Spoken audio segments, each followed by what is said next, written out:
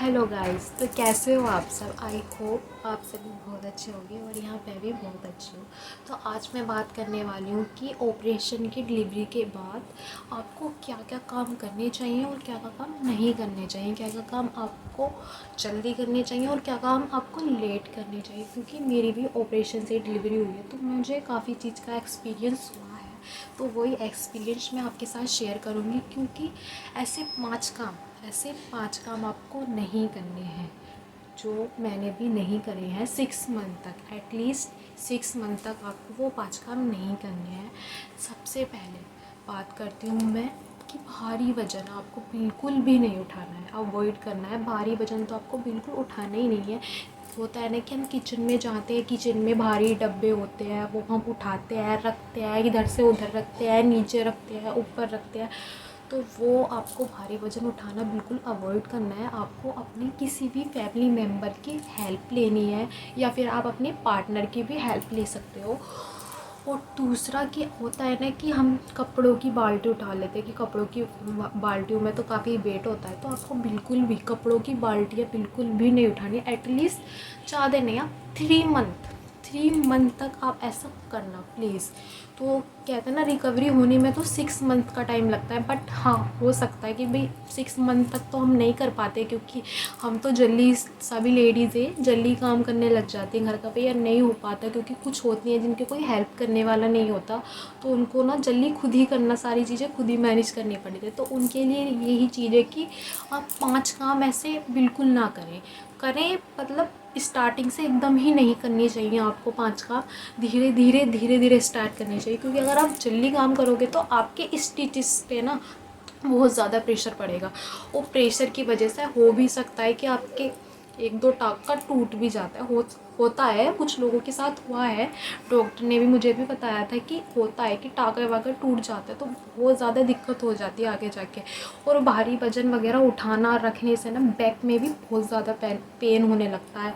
तो ये चीज़ें हमें मतलब लास्ट में जाके बहुत ज़्यादा दिक्कत करने लग जाती है, क्योंकि स्टार्टिंग में हमें ये चीज़ एकदम फील नहीं होने की है, पर बाद में बैक पेन तो बहुत ही ज़्यादा परेशान करेगा। तो एटलीस्ट हो सकता है तो आप 3 मंथ तक हर चीज़, मतलब वज़न उठाना रखना, डिब्बे बाल्टी वगैरह, ये चीज़ें अवॉइड करो, तो प्लीज़ कर देना। और दूसरा है, आपको बैठकर झाड़ू एंड पोछा बिल्कुल नहीं लगाता है, क्योंकि होता है ना, कुछ लेडीज़ें बैठकर ही झाड़ू लगाती है। पोछा तो नॉर्मली बैठकर ही लगता है, बट झाड़ू भी कुछ लेडीज़ें बैठकर ही लगाती है। तो प्लीज़ बैठकर ना लगाएं, बहुत ज़्यादा ये नुकसानदायक हो सकता है हमारे स्टिच और बैक पेन के लिए।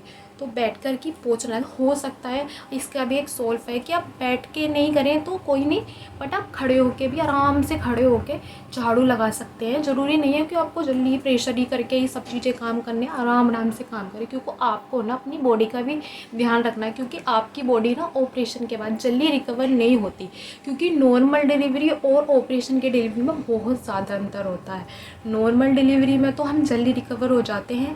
1 मंथ, मतलब 1 मंथ तो सभी लेडीज़ें मतलब रेस्ट करती हैं ही, क्योंकि कहते हैं ना, 1.25 महीने तक की रेस्ट देना ही होता है एक वोमेन को।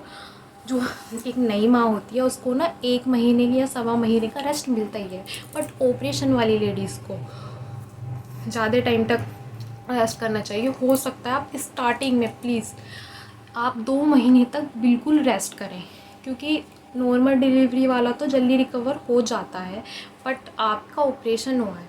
ऑपरेशन में आपको पता ही है कि आपकी 7 लेयर कट हुई हैं, 7 लेयर, तो उन्हें रिकवर होने में काफ़ी ज़्यादा टाइम लग जाता है। इसलिए ना 6 मंथ का टाइम बोला जाता है आपको अच्छे से रिकवर होने के लिए। तो आप नॉर्मल डिलीवरी और मतलब ऑपरेशन के डिलीवरी में यही अंतर होता है। ऑपरेशन के डिलीवरी में ज़्यादा टाइम लगता है, नॉर्मल डिलीवरी में कम टाइम लगता है रिकवर होने में। तो नॉर्मल डिलीवरी वाला तो जल्दी रिकवर होकर अपने सारे एवरीडे के काम स्टार्ट कर देता है, बट ऑपरेशन डिलीवरी वालों को ना बहुत सारी चीज़ों का ध्यान रखना पड़ता है, स्टिचेस का बहुत ज़्यादा ध्यान रखना पड़ता है अपने। तो आपको समझ में आए कि आपको 2 काम नहीं करने, आपको भारी वजन कोई नहीं उठाना है, और दूसरा आपको झाड़ू और पोछा बैठकर बिल्कुल नहीं लगाना है। तीसरा है, किचन में जो हम काम करते हैं, सबसे इम्पोर्टेंट है आटा गूँथना। आटा गूँथना और रोटी बेलना, क्योंकि हम जब आटा गूँथते हैं तो हमारे जो हाथ का प्रेशर है ना वो हमारे स्टिचेस पे भी पड़ता है। हम जब रोटी बेलते हैं तो उसके जो हम बेलते हैं ना तो उसका भी प्रेशर हमारे स्टिचेस पे पड़ता है। तो हो सकता है, सबसे इम्पोर्टेंट गाँव में होता है, ज़्यादातर लेडीज़ है ना बैठ कर खाना बनाती है, बैठ कर आटा गूँथती है, रोटी बनाती है। तो प्लीज़ बैठ कर करना अवॉइड करें। कम से कम ज़्यादा नहीं, 3 मंथ तक, प्लीज़ 3 मंथ तक आप ये चीज़ें अवॉइड करें। और उसके बाद आप कर सकते हैं, मतलब किचन में जाके चीज़ें आप बैठ कर नहीं, आप खड़े होकर कर सकते हैं। खड़े होकर आप आटा गूँथ सकते हैं एंड रोटी बेल सकते हैं, बट आराम से, ज़्यादा प्रेशर में नहीं करना है आपको स्टार्टिंग में 3 मंथ तक। उसके बाद आप कंटिन्यू अपनी एवरीडे रूटीन में जा सकते हैं, बट 3 मंथ तक आपको बहुत ज़्यादा ध्यान रखना। 6 मंथ तक तो वजन का तो बहुत ही ज़्यादा ध्यान रखना। वजन बिल्कुल नहीं उठाना, मतलब 5 किलो से ज़्यादा का वज़न नहीं उठाना। आप अपने बेबी का वज़न उठा सकते हैं, बस अपने बेबी तक का ही वज़न उठाएं, उससे ज़्यादा भारी कोई वज़न प्लीज़ मत उठाएं, क्योंकि ये बहुत ज़्यादा हमें प्रॉब्लम दे सकता है। बैक के लिए और स्टिचेस के लिए बहुत ज़्यादा प्रॉब्लम हो सकती है। तो आप इस चीज़ का प्लीज़ ध्यान रखें, क्योंकि आपको अपना खुद ध्यान रखना पड़ेगा, कोई और आपका ध्यान नहीं रखेगा। क्योंकि सब भूल जाते हैं कि आपके साथ ऑपरेशन हुआ है, इतना बड़ा ऑपरेशन हुआ, आप सब भूल जाते हैं, बट आपको खुद अपना ध्यान रखना पड़ेगा। सारी चीज़ें अपने माइंड में याद रखनी पड़ेगी, मुझे ये चीज़ें नहीं करनी है, ये काम नहीं करने हैं। तो हो गया 30 काम हो गए। तीसरा काम है, आपको कपड़े नहीं धोने हैं, ना ही सुखाने हैं। क्योंकि जब हम कपड़े धोते हैं तो हम रगड़ते हैं अच्छे से, तो उसका प्रेशर भी हमारे स्टिचेस पे पड़ता है। एंड दूसरा, जब हम कपड़े सुखाते हैं तो हम उन्हें निचोड़ते हैं इस तरीके से और पटकारते हैं, तो एकदम पटकारते हैं तो स्टिचेस पे बहुत ज़्यादा असर पड़ता है उसका। तो प्लीज़ आप किसी और की हेल्प लें, अपने पार्टनर की हेल्प लें, या किसी भी फैमिली मेम्बर की हेल्प लें। ये काम आप उन्हें सौंप दें, ज़्यादा नहीं, 3 मंथ्स तक प्लीज़। 3 मंथ्स तक आप ये काम उनको सौंप दें।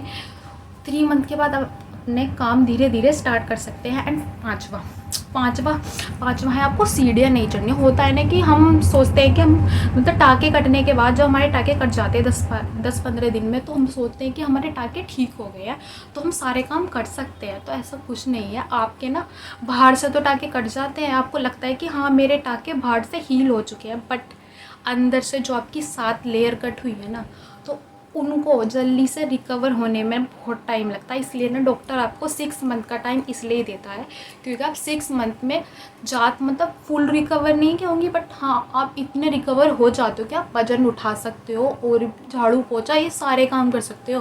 बट ये नहीं है, होता है किसी के साथ ये भी होता है कि 6 मंथ के बाद भी कुछ लेडीज़ें रिकवर नहीं हो पाती है। ऐसे भी केस सुने हैं मैंने डॉक्टर से कि 6 मंथ के बाद भी लेडीज़ें आती हैं कि हाँ हमारे पेन हो रहा है, या हमारे पस हो रहा है, मोबाद हो जाती है हमारी टाँकों में, तो पस निकल रहा है, ये चीज़ें हो रही है, 6 मंथ के बाद भी होने लग जाती। तो मैं यही कहना चाहूँगी कि आप ये ना सोचें कि मेरे टाँके बिल्कुल ठीक हो गए हैं तो मैं सारे एवरीडे के सारे भारी भरकम काम मैं खुद करूँ।